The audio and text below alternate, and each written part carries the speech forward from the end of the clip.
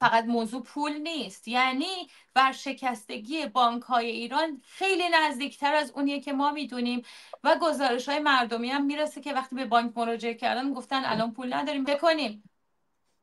ورشکستگی بانک ها سال هاست که رخ داده. ورشکستگی بانکی رو ما به چی میگیم؟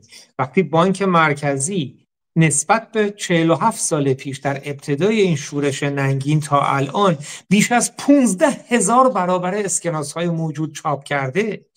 ببینید 15,000 برابر هر چه اسکناس و پول داشتیم، برای همینه که قیمت دلار 15,000 برابر رفته بالا. این ورشکستگی سال هاست که اتفاق افتاده، منتها صورتشون رو با سیلی سرخ نگه داشتن و اینها در واقع الان مردم ما اگه بخوام برن پولاشون از بانک ها بگیرن، قول میدم مردم ما 2% پولاشون هم 2% که میگم یه عدد واقعیه، 2% پولهاشون هم نتونن از بانک ها بکشن بیرون چون پولی نیست. یعنی چیزی حدود اگر جمع مردم ایران مثلا 100 میلیارد تومان توی بانک پول تو حسابشون باشه، توی بانک ها واقعا 2 میلیارد تومان پول نیست.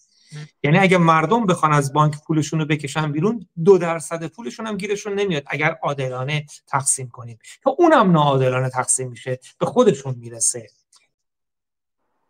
قبول کرده. حالا باید چجوری اون بدهی‌ها رو پر کنه؟ باید به دستگاه چاپکنش دوباره بگه که اسکناس چاپ کنه و این اسکناسی که دوباره به جامعه ریخته میشه، یعنی پولی که تو جیب مردم ایرانه ارزشش میفته پایین. خودشون این چند روز اعلام کردن که تا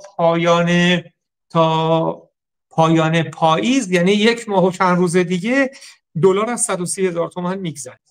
قسمتش رو با چاپ پول و ریختن پول بی حساب و بی رویه داخل جامعه، ارزش اون پولی هم که تو جیب مردم مونده آوردن پایین. یعنی تورم رفته بالا.